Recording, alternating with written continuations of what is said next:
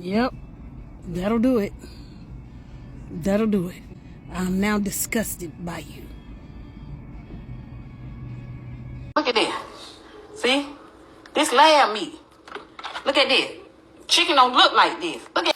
So while you all were chasing the yellow submarine doing your secret decoder clue, the FDA approved synthetic meats into your food supply.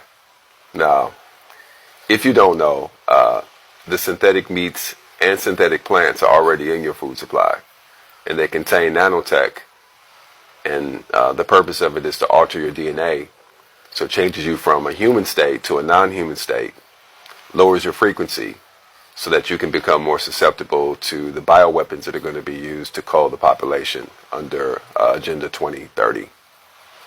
And it's a 90% chance that if you are eating foods from any local grocery stores in your area, that you have been genetically modified. So these are things you need to consider. What you can do if you're a meat eater, go to Tractor Supply. You can get you some chickens and have your own eggs, your own chickens at home. If you eat beef, you can go to a local beef supplier in your area that use organic grass-fed beef. Get your beef from them.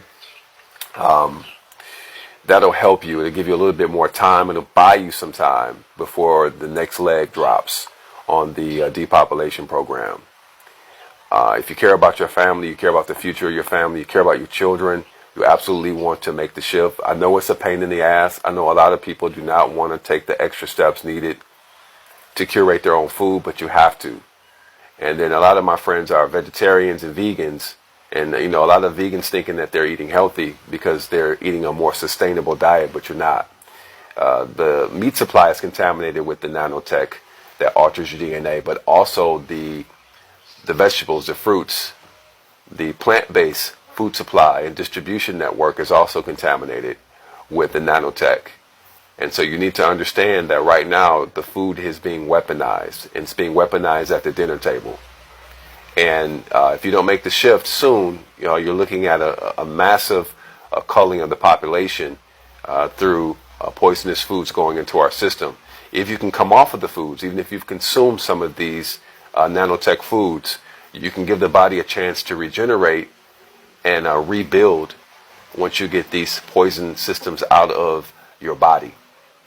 Now, if you're going to eat this synthetic meat that's coming to your food supply, I just want to tell you what you're eating, just so you know. So whenever a cow goes to slaughter, often those cows are pregnant with a baby calf.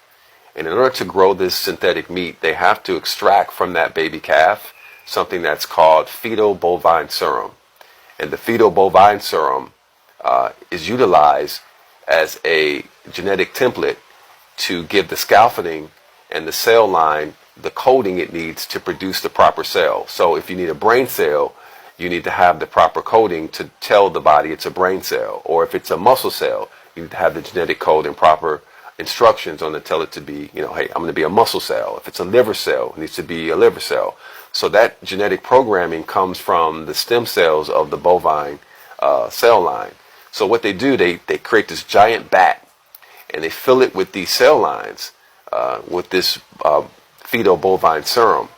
And in order to get just a few milliliters of this fetal bovine serum, they have to kill like 300 baby calves. 300 baby calves just to get a little bit of this fetal bovine serum. So when you think about this as an alternative or a sustainable alternative, it makes no sense whatsoever. You have to kill even more cows just to get synthetic meat. But that's not even the kicker. The kicker is, in order to get these cells to grow and proliferate at a fast rate in these giant bats, they have to use the cell lines of a black woman to get them to grow. And if you don't know who Henrietta Lack is a black woman who had a cervical cancer in her uterus, and this cervical cancer was impossible to kill. And so this cancer grew, and it outlived Henrietta Lack. It outlived most of her relatives, and her cervical cancer is still alive to this day. And all of the genetic research that we've done, all of the cancer research that's being done all over the world use a black woman's cells, Henrietta Lack cells, to do their research, to do their experimentation worldwide.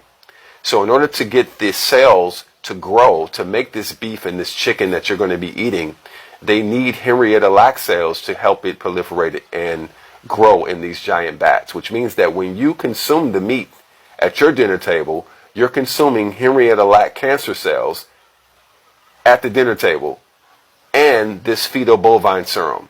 So this has never been done in the history of the world, where people are consuming cancer cells at the dinner table and then the cell lines of a black woman at a dinner table. This is crazy. It's sacrilegious. It's wrong on so many levels. So I implore all of you to make the switch. I know it's an inconvenience. I know it's a pain in the ass, but the food has been weaponized. And as they release more chemical and biological tactics against the population, your immune system is going to be weakened, and you want to keep your immune system as strong as possible. You want to remain as human as you possibly can, because these nanotech and mRNA vectors that are in the plant-based systems and the meat-based systems will genetically alter you. And so we want to fight this. You want to give your children a chance of survival, as they call the population for Agenda 2030. And we want to make sure that we can defeat this. So you have to make the switch. If you're buying food from any grocery store whatsoever, anywhere in your neighborhood, 90% chance the food's contaminated. So stay awake.